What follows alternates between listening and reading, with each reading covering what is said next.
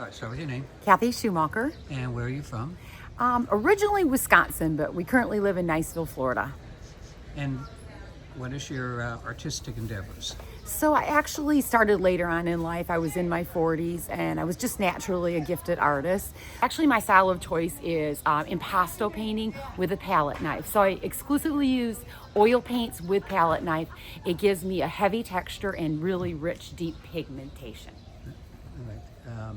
And what kind of palettes do you like? What color palette? Oh, the palette? Okay. Well, actually, my palette knives are all pretty much the same color, which is silver. They look like a normal knife. But as far as my colors of choice that I like for my paint and pigment is I actually like the richer colors the best, like the crimsons and the real deep cerulean blues, and the vibrant colors are my favorite. Did you take any formal training in your painting? I actually originally did not, but fortunately, we were blessed to move to New Mexico. We lived in the Albuquerque, Santa Fe area, and so I actually joined the New Mexico Art Society, and I did take some formal instruction there, from some very actually well-known artists. Like who? Cynthia Rowland and Lee McVeigh. some other very well-known artists. How would you describe your style? I would consider my style very impressionistic, freeform. I don't do a lot of detail, as with a knife you can't do a lot of intense detail, so very much impressionistic. How long have you been painting? I've actually been painting now for approximately 20 years. And where do you usually market your work? Generally I do shows, juried shows, and I am in galleries. Which galleries? Great Beach, Florida, and it's called the Studio Gallery. I also am in my daughter's gallery in La Jolla, California, the Krista Schumacher Art Gallery. All right, show me some of your work. Okay. Let me give you an example. Let's go to the koi over. Okay, this particular koi painting is a great example of my work.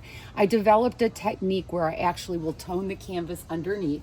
So as you can see, there's some red underneath the canvas, and I apply the paint on top, but I'll let some of the color show through. This really creates even more of a 3D dimension to my work. This particular piece, I've also developed a technique where I will thin and splatter the paint on top, which will submerge the koi.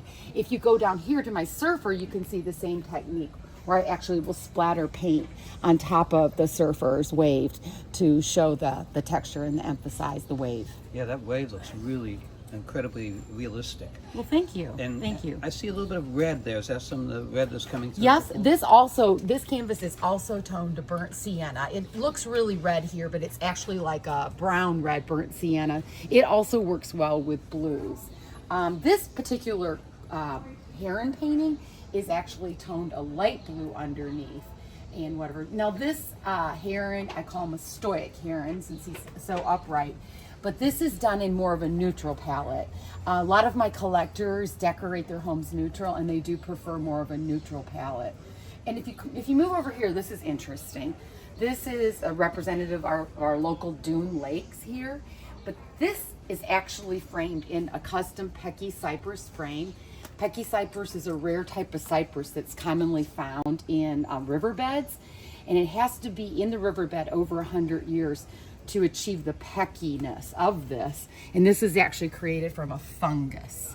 But I hand pick out the boards that I like, and then what we'll do is my assistant will actually help me make the frames, and then I will go ahead and age and stain the frames to match the painting. So for example, some of the blue in the water, you can also observe that I've added some blue in the frame. So on this particular piece, I feel like this is two pieces of art, not only the painting, but also the frame.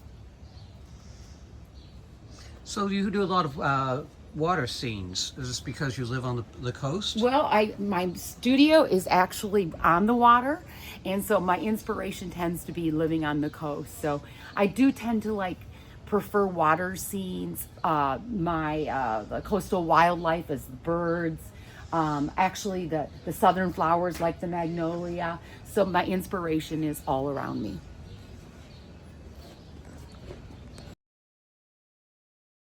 Okay, and tell me about your prints. Okay, so since a lot of my collectors and followers like to have several pieces of art, sometimes in like separate rooms, they do prefer having some of my smaller prints. So currently I'm only doing the 8 by 10 inch size, which is great because they actually can use a stock frame without having it custom framed.